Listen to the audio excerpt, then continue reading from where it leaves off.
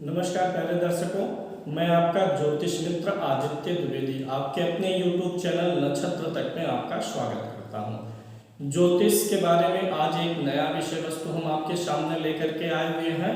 उसके पहले हम आपको सूचित कर दें कि अगर आप अपनी जन्म कुंडली पर परामर्श चाहते हैं, किसी समस्या से गुजर रहे हैं, समाधान चाहते हैं, विवाह के लिए कुंडली मिलान चाहते हैं या किसी भी प्रकार के मुहूर्त आदि के बारे में जानकारी चाहते हैं, किसी भी प्रकार के ग्रह दशाओं से संबंधित पूजा पाठ जप आदि करवाना चाहते हैं तो आप हमसे संपर्क कर सकते हैं। 7800771770 पर आप फोन कर सकते हैं, व्हाट्सएप कर सकते हैं। शुल्क आदि का विवरण आपको कॉल पर या व्हाट्सएप पर मिल जाएगा। चलिए शुरू करते हैं और एक नए रोचक विषय वस्तु के बारे में सीखते हैं। तो आज हम बात करेंगे योगिनी दशाओं से संबंधित। योगिनी दशाओं का फल देखना कैसे है। पिछले कार्यक्रम में योगिनी दशाओं में जो महादशाएं हैं उनका क्या फल है, जैसे मंगला, पिंगला, धान्या, भ्रामरी, भद्रिका, उल्का, सिद्धा और संकटा का आपको बताया गया था। इसमें आपको ये बताया गया था कि ये जो शुभ, जैसे मंगला का स्वामी चंद्रमा है तो चंद्रमा शुभ ग्रह है, पिंगला का स्वामी सूर्य है, ये क्रूर ग्रह है। तो जिन दशाओं के स्वामी शुभ ग्रह हैं वो दशाएं अच्छा देती हैं, और जिनके स्वामी क्रूर ग्रह हैं जैसे संकटा का राहु, उल्का का शनि, भ्रामरी का मंगल, पिंगला का सूर्य, तो ये जो है थोड़ा लाइफ में हार्डशिप्स बढ़ाती हैं। अब आज हमको ये देखना है कि जो इनमें दशा अंतरदशा चलती है वो मैं आपको दिखा भी देता हूँ। जैसे ये आपकी मान लीजिए कुंडली है, तो एक होती है विषोत्तरी दशा। तो विषोत्तरी दशा के अलावा होती है योगिनी दशा। जब आप अपनी कुंडली खोलेंगे, जैसा मैंने पहले भी बताया है, दशा वाले पॉइंट पे जाएंगे। जब आप दशा में जब आप चले गए और फिर उसके बाद आप दशा वाले कॉलम में यहाँ विषोत्तरी दशा है तो इसको हमने सेलेक्ट कर लिया योगिनी दशा। ये योगिनी दशाएं होती है। जैसे वर्तमान समय की अगर हम बात करें तो वर्तमान समय में भद्रिका नाम की महादशा चल रही है, और भद्रिका 5 वर्ष की होती है। भद्रिका में अंतर किस किस ग्रह का कैसे चल रहा है ये भी यहाँ पे बना हुआ है। भद्रिका का स्वामी बुध होता है, तो यानी ये इसी कुंडली की दशाएं हैं। और इस कुंडली में देख लीजिए जो दशा चल रही है आपकी, वो उसका स्वामी कहाँ कैसे बैठा। जैसे यहाँ पर भद्रिका चल रहा है 30 सितंबर 2021 से 30 सितंबर 2026 तक चलेगा। तो एक तो बुध शुभ ग्रह हुआ, दूसरा इस कुंडली में बुध लाभ भाव में बैठा है तो प्लेसमेंट अच्छी है, और ऊपर से भद्रिका शुभ ग्रह की दशा भी है, प्लेसमेंट भी अच्छी है, तो यह अच्छा रिजल्ट देगा। पहला संकेत ये मिलता है। अब हमें यह देखना है कि ये जो भद्रिका दशा है फिर उसमें अंतर दशाएँ चलती हैं। भद्रिका में पहला भद्रिका है, दूसरा उल्का है, सिद्धा, संकटा, मंगला, पिंगला, धान्या, भ्रामरी सब लिखा गया है ना डेट वाइज कि हाँ ये यहाँ तक है। जैसे भद्रिका में भद्रिका 1 मई 2022 तक है, भद्रिका में उल्का 1 मार्च 2023 तक है। तो इन समय में क्या होगा, इसको कैसे निकाला जाता है, ये मैं आपको बताने चल रहा हूँ। सबसे पहले आप देख लीजिए कि आपकी कौन सी दशा चल रही है, तो इसी पे हम लोग चल लेते हैं और देखते हैं कि क्या हो सकता है। मैं यहाँ साइड में रखता हूँ और यहाँ बगल में आपको समझाते हुए चलूँगा, फिर अभी कुंडली दिखाऊँगा। देखिए पहले जो महादशा, किसकी महादशा चल रही है, किसकी अंतरदशा, आपको यही जानना है। तो महादशा कौन सी है, यहाँ पर देखिए भद्रिका की है, तो मैंने नोट कर लिया महादशा कौन सी हो गई, भद्रिका हो गई। आप भी ऐसे नोट कर लीजिए भद्रिका जो महादशा है। अब अंतरदशा भद्रिका में कौन सी अंतरदशा चल रही है, वर्तमान में 1 मई तो निकल गया, दूसरा जो है यहाँ पर आप ध्यान से देखेंगे 1 मई 2022 तक भद्रिका थी, अब 1 मार्च 2023 तक उल्का है। तो यहाँ पे भद्रिका में कौन सा चल रहा है, उल्का चल रहा है। ये पहला सूत्र हो गया। दूसरा, अब इनका जो स्वामी है उसको लिखना है आपको। तो भद्रिका का स्वामी कौन होता है, जैसा नीचे लिखा था मैंने, वहाँ से आप देख लीजिए, या फिर यहाँ भी मैं दिखा देता हूँ। भद्रिका का स्वामी बुध होता है, बुध को नोट कर लीजिए। और उल्का का स्वामी कौन सा ग्रह होता है, उल्का का स्वामी शनि ग्रह है। अब आपको इन्हीं दोनों की प्लेसमेंट कुंडली में देखनी होगी, अभी इसकी ज़रूरत बाद में पड़ेगी। यहाँ से देखिए, इसी कुंडली की ये दशाएं हैं। भद्रिका चल रहा है, भद्रिका में उल्का की अंतर्दशा। अब भद्रिका में उल्का जितने दिन चलेगी उस दिन में क्या परिणाम प्राप्त हो सकते हैं, यही देखना है। इसी प्रकार से आप पीछे के समय में जा कर के अभी एक दूसरा एग्जाम्पल लेंगे और इस कुंडली के भूतकाल का प्रेडिक्शन, बीते हुए समय में हुई घटनाओं का प्रेडिक्शन भी करके दिखाएंगे। तो बुध यहाँ पर बैठा हुआ है इस भाव में, और उल्का का स्वामी शनि है, शनि बैठे हुए हैं यहाँ पर।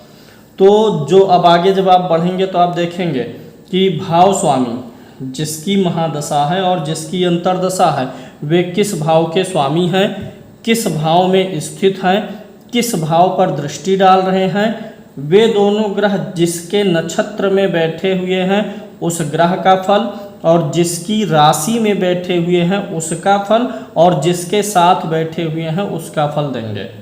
जैसे यहाँ पे बुध में शनि है, बुध अच्छा है, इनकम वगैरह देगा, अच्छे भाव में बैठा है, बुध का हो गया। बुध में शनि को जानना है, तो शनि को देखिए इस कुंडली में शनि किस भाव का स्वामी है। शनि जो है सप्तम भाव का स्वामी है और अष्टम भाव का स्वामी है, यानी कर्क लगन के लिए शनि क्या हो गया है, मार्केश हो गया है। यहाँ पर शनि मार्केश है, सप्तम भाव का भी स्वामी है, मार्केश है, अष्टम तो मृत्यु स्थान है यह है। तो यहाँ पे शनि का ये फल आ गया। शनि बैठा कहाँ पर है, लिख लीजिए। शनि जहाँ वो भाव का स्वामी जहाँ बैठा, छठे भाव में बैठा हुआ है। शनि की दृष्टि कहाँ पर है, शनि की दृष्टि अष्टम पर है, द्वादश पर है और तृतीय पर है, यानी शनि आठवें घर को देख रहा है, 12वें घर को देख रहा है लगन से, और तीसरे घर को देख रहा है, यानी इन भावों से संबंधित फल भी देगा।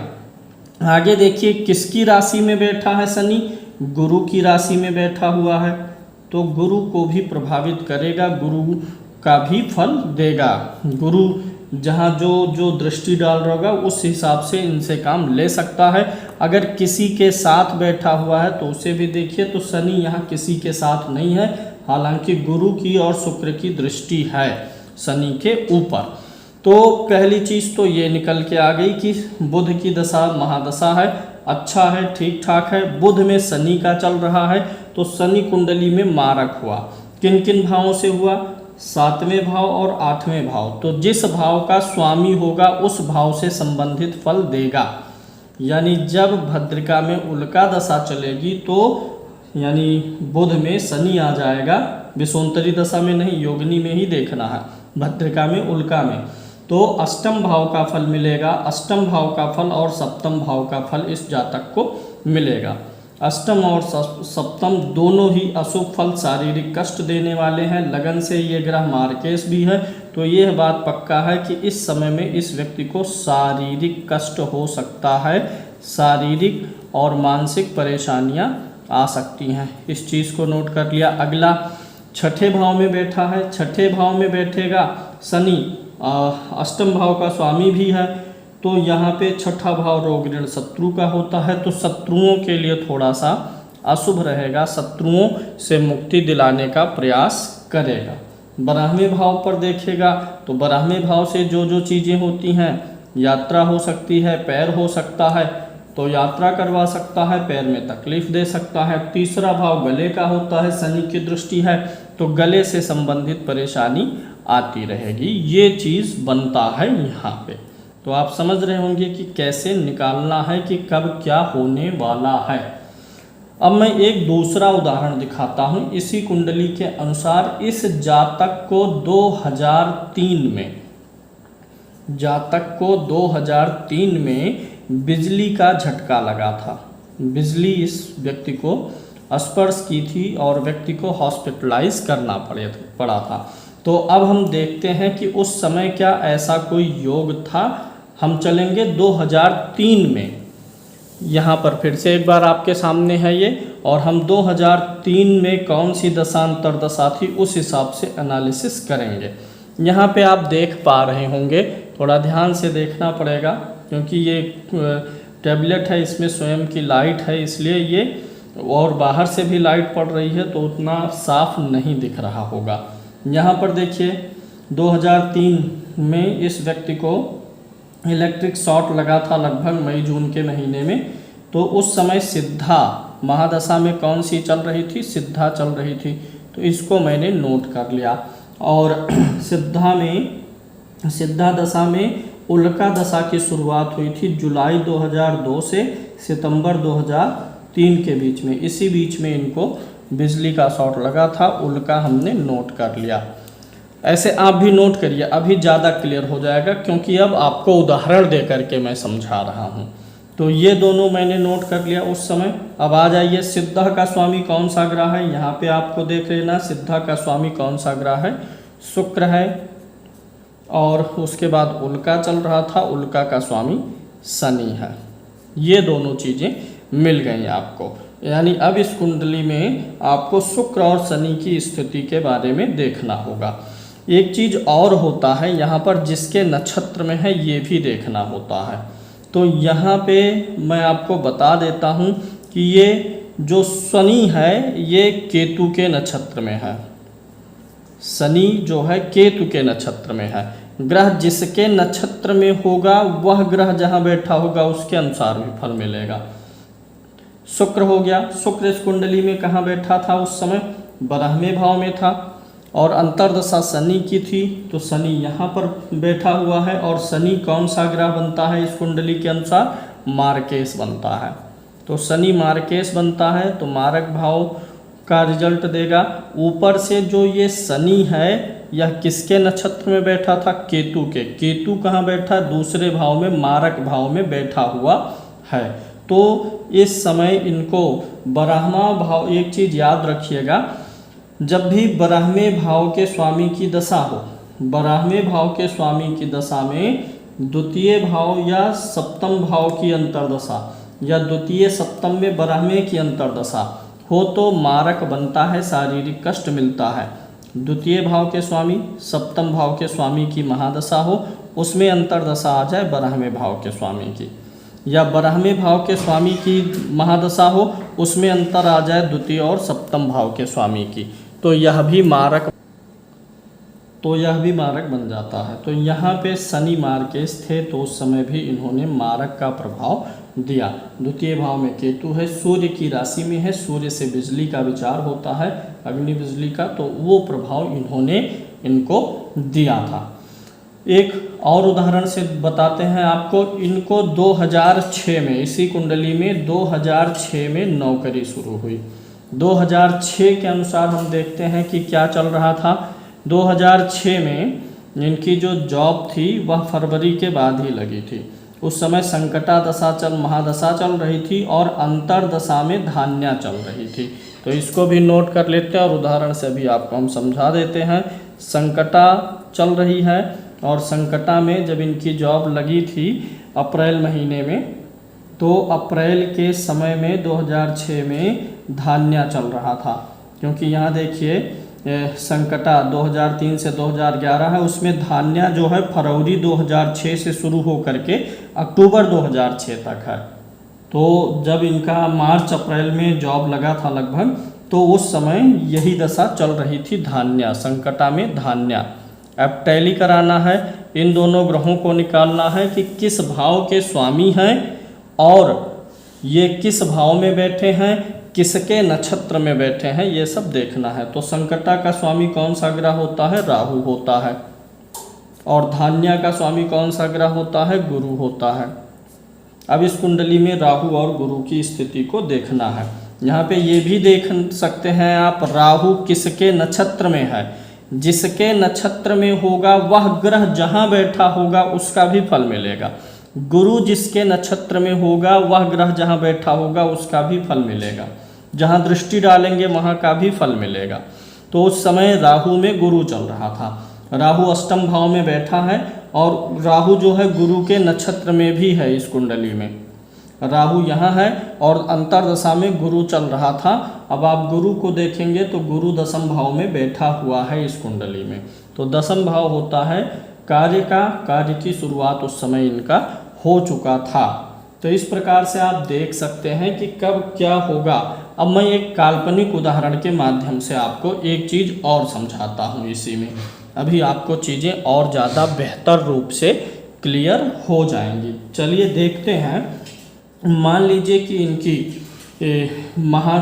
आपको इस कुंडली में देखना है कि इनको मान सम्मान पद प्रतिष्ठा कब मिलेगा, प्रमोशन कब होगा, ये सब आपको देखना है। मान सम्मान पद प्रतिष्ठा प्रमोशन वाला ईयर कौन सा रहेगा आपको देखना है। तो आपको यह देखना है कि ये सारी चीज़ें किस भाव से विचार होती हैं। किस भाव से विचार होती हैं? 10th हाउस से विचार होती हैं, 10वें घर से विचार होती हैं। मान सम्मान पद प्रतिष्ठा, अपमान भी होता है, सम्मान भी मिलता है। जैसी ग्रह स्थिति रहेगी आपको यह जानना है कि वियोगनी दशा के अनुसार किस साल में कब से कब तक कुंडली के किस किस भाव का फल मिलने वाला है। तो उसके लिए हम आपको बताते हैं सूत्र। देखिए, आपको यह जानना है कि जातक के जीवन में 10म भाव से संबंधित घटनाएं कब कब घटित होंगी, 7म भाव से संबंधित घटनाएं कब घटित होंगी। 7म माने शादी विवाह हो गया, पार्टनरशिप हो गया। 4th मतलब भूमि भवन वाहन हो गया, घर हो गया। 10म मतलब रोजी रोजगार मान सम्मान हो गया। तो किस भाव से संबंधित घटनाएं कब घटित होंगी, यह जानने के लिए आप यह देखिए कि कौन सी योगिनी महादशा चल रही है, उसमें अंतरदशा कौन सी चल रही है। जिसकी महादशा चल रही है, जिसकी अंतरदशा चल रही है, उनका संबंध किन किन भावों से बन रहा है, और वे महादशा वाला स्वामी, अंतरदशा वाला स्वामी किसके नक्षत्र में बैठा है, वह ग्रह कहाँ पर बैठा हुआ है कुंडली में, उन भावों से संबंधित फल उस व्यक्ति को उस साल में मिलने वाला है। उम्मीद है आपको बात समझ में आ रही होगी। अब अगर किसी का इस विधि से खराब दशा आ रही है, जैसे मान लीजिए मारक आ गया, मार्केश की अंतरदशा आ गई है, ऐसे ग्रह की दशा आ गई है जो नीच राशि में स्थित है, ऐसे ग्रह की दशा आ गई है जो अस्त है, ऐसे ग्रह की दशा आ गई है जो बहुत पीड़ित है, जैसे चंद्रमा मान लीजिए 2-3 पाप ग्रहों से पीड़ित हो, अकेला हो, केंद्रुम दोष में हो, तो ऐसे में उस ग्रह के जप और दान करके उस दशा को सुधारा जा सकता है। योगिनी दशा पर अगला कार्यक्रम में फिर लाऊंगा। ये दूसरा वीडियो है, पार्ट 2 है। तीसरे कार्यक्रम में, अगले कार्यक्रम में चीज़ें और भी स्पष्ट हो जाएंगी। चलिए आज के लिए इतना ही। नमस्कार, धन्यवाद।